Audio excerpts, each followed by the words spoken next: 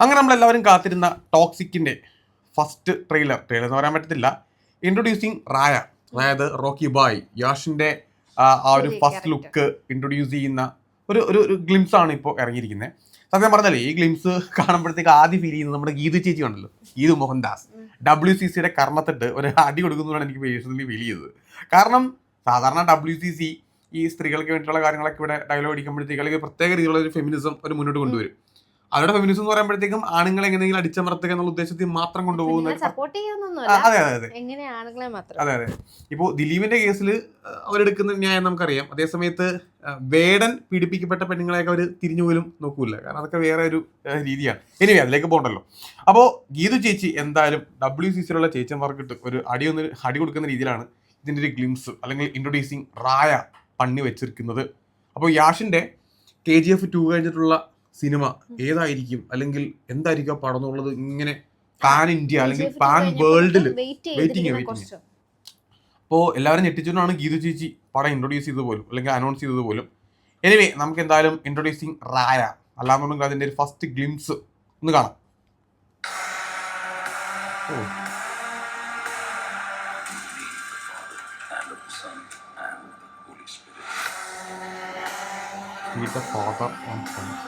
ഇത് ഇംഗ്ലീഷ് പടം പോലെ ഉണ്ടല്ലോ അല്ലേ അല്ലേ?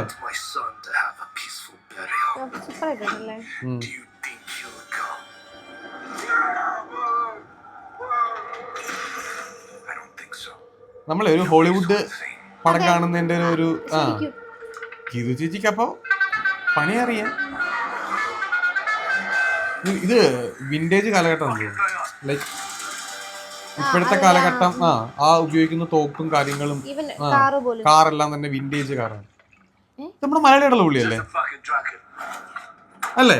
ഇയാള് മലയാള സിനിമയിലൊക്കെ ഉണ്ട്. അതെന്താ വണ്ടിക്ക് ചാക്കി വെക്കുന്നു, ബോംബൊക്കെ വന്നു. ഇത് ആക്ച്വലി യാഷിന്റെ കഥാപാത്രമേ ഒരു പ്ലേ ബോയ് ആയിട്ടാണ് കണ്ടോ. അതാ ഞാൻ പറഞ്ഞത് WCC ഇവിടെ പ്രത്യേക രീതിയിലുള്ള സ്ത്രീകൾക്ക് വേണ്ടി വാദിക്കുമ്പോഴത്തേക്കും അപ്പുറത്ത് ഗീതു ചേച്ചി പോയിട്ടൊരു പ്ലേ ബോയുടെ സിനിമ എടുക്കുന്നു.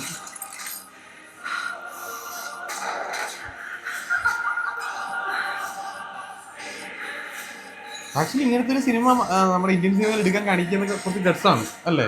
ഈ ഒരു സീൻ തന്നെ ബോംബൂട്ടി. ദെൻ ആ പെണ്ണിന് ഓർഗാസം വന്ന സമയത്ത് അപ്പുറത്ത് ബോംബൂട്ടി എന്നുള്ളതാണ് അവിടെ കാണിച്ചു വെച്ചിരിക്കുന്നതിന്റെ മീനിങ് എന്ന് പറഞ്ഞു കഴിഞ്ഞാൽ. ഓ നൈസ് നൈസ് നൈസ്. യാഷാണ് ബോഡിക്ക് ഇതോടെ സെറ്റ് ആക്കിട്ടാ പുള്ളി.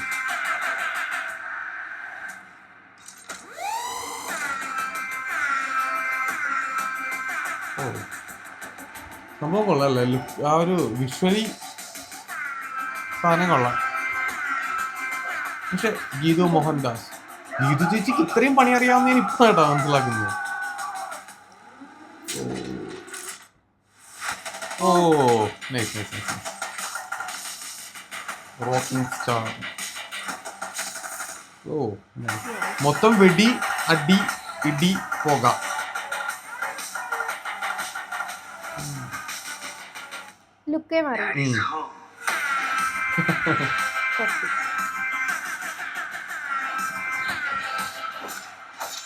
ഓ ഇതവിടെ മാർക്കോടെ ഒരു ഫൈറ്റ് സീൻ പോലെ ഇല്ലായിരുന്നോ?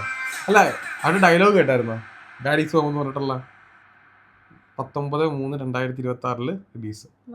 സംഭവം കൊള്ളാം കേട്ടാ. അതായത് നമ്മൾ നോക്കുമ്പോഴത്തേക്ക് ഗീതു ചേച്ചി നമ്മൾ ഉദ്ദേശിച്ച ലെവലിനേക്കാളും ഒക്കെ നൈസായിട്ട് പടം എടുത്തിട്ടുണ്ട്. കാരണം നമ്മൾ പ്രതീക്ഷിച്ച് വെച്ചിരുന്നത് അല്ല ബിഗ് ബഡ്ജറ്റ് പടമായിരിക്കും എന്നൊക്കെ നമുക്ക് ഉറപ്പാണ്. പക്ഷെ അത് ഇത്രയും വലിയ റേഞ്ചിലേക്ക് പോകുന്നുള്ളത് നമ്മൾ പ്രതീക്ഷിച്ചിട്ടില്ല. മാത്രമല്ല ഇതിന്റെ ഏറ്റവും പ്രധാനപ്പെട്ട അത് യാഷിന്റെ ആ ഒരു റോള്, റായ എന്നൊരു പേരെന്തോ അത്ര എനിക്ക് ഡൈജസ്റ്റ് ആയില്ല. റായ കാണുമായിരിക്കും റായ എന്നൊക്കെ പറയുമ്പോഴത്തേക്കും ഇപ്പം റോക്കി എന്നൊരു പേര് പോലെ റായ എന്നൊരു പേര് ചിലപ്പോൾ ട്രെൻഡ് ആകുമായിരിക്കാം ആ കഥാപാത്രത്തിന്. അങ്ങനെ ഒരു ഓറ ഉണ്ടെങ്കിൽ ഇപ്പൊ സാധാരണ യാഷി എന്ന കഥാപാത്രം, പ്രത്യേകിച്ച് ഈ റോക്കി ബായ് എന്ന് പറഞ്ഞ കഥാപാത്രം തൊട്ട് പുള്ളിയായിട്ടുള്ള സ്റ്റൈൽ അത് ഈ കൊണ്ടുവരും. ഇപ്പൊ ഇതിനാണെങ്കിൽ തന്നെ ലാസ്റ്റ് വരുമ്പോഴത്തേക്കും പുള്ളി വന്ന് നിൽക്കുമ്പോഴത്തേക്കും ആ ഒരു മെയിൽ മസ്കുലാരിറ്റി ഉണ്ടല്ലോ, അത് കാണാനായിട്ടുണ്ട്. അത് നൈസായിട്ടുണ്ട്. എന്തായാലും അപ്പോൾ ഗീതു ചേച്ചി ഇതേപോലെ പടം എടുക്കും എന്നുള്ളത് സ്വപ്നത്തിൽ പോലും പ്രതീക്ഷിച്ചില്ല. അപ്പൊ മൂത്തോനൊക്കെ പുള്ളിക്കാലത്ത് എടുത്ത് നൈസാക്കിയ സാധനമാണ്, പക്ഷെ അതൊരു ഓഫ് ബീറ്റ് പരിപാടിയായിരുന്നു. അതെ, ഒരു കൊമേഴ്ഷ്യൽ പടം പുള്ളിക്കാലത്ത് ഫസ്റ്റ് ടൈം ആണെന്ന് എനിക്ക് എടുക്കുന്നത്. അപ്പോൾ അത് വളരെ നൈസായിട്ട് തന്നെ പുള്ളിക്കാലത്ത് ചെയ്തിട്ടുണ്ട്. അത് എടുത്തു പറഞ്ഞ ഒരു കാര്യമാണ്. കാരണം വിഷ്വൽ ആയിക്കോട്ടെ, ഇത് കംപ്ലീറ്റ് അല്ല, ഇതിന്റെ CG വർക്കും അല്ലെങ്കിൽ ഗ്രാഫിക്സ് ഒന്നും കംപ്ലീറ്റ് ആയിട്ടില്ല. പടം ഇനിയും ബാക്കി പരിപാടീസ് കൂടെ ഇനിയും ചെയ്യാനുണ്ട്. അപ്പൊ ഇതിന്റെ സ്റ്റോറിക്കകത്ത് യാഷും കൂടെ ഉണ്ട്, ഗീതു മാത്രമല്ല. അപ്പൊ ഒരു മാസ് പരിപാടി എന്തായാലും ഉണ്ടാവും. KGF പോലെ തന്നെ ഔട്ട് ആൻഡ് ഔട്ട് മാസ് ആയിരിക്കും. പിന്നെ ഒരുപാട് നടികളാണെങ്കിൽ 5-6 ഹീറോയിൻസ് ഉണ്ട്, നയൻതാര ഉൾപ്പെടെ. അപ്പം ബാക്കി എന്തായാലും നമുക്ക് ഈ സ്ക്രീനിൽ കാണാം. എന്തായാലും ഒരു റോക്കി ഭായ് അല്ലെങ്കിൽ യാഷിന്റെ ഒരു സിനിമ, ഈ റായ എന്നൊക്കെ പറയുമ്പോഴത്തേക്കും കൊള്ളാം, നൈസാണ്. അതായത് അതെ ഭയങ്കര സ്റ്റൈലിഷ് ആയിട്ടുള്ളൊരു ലുക്കാണ്. അതിന്റെ വർക്കും കൊള്ളാം. മൊത്തത്തിൽ നമ്മൾ കാണുമ്പോഴത്തേക്കും ബോഡി സെറ്റ് ആക്കി ഇതിലൂടെ കാണുമ്പോൾ ഒരു ഹോളിവുഡ് പടത്തിന്റെ ഒരു ലെവലും ഉണ്ട്. എന്തായാലും പടം പൊളിക്കട്ടെ. നമുക്ക് എന്തായാലും തിയേറ്ററിൽ തന്നെ പടം കാണാം.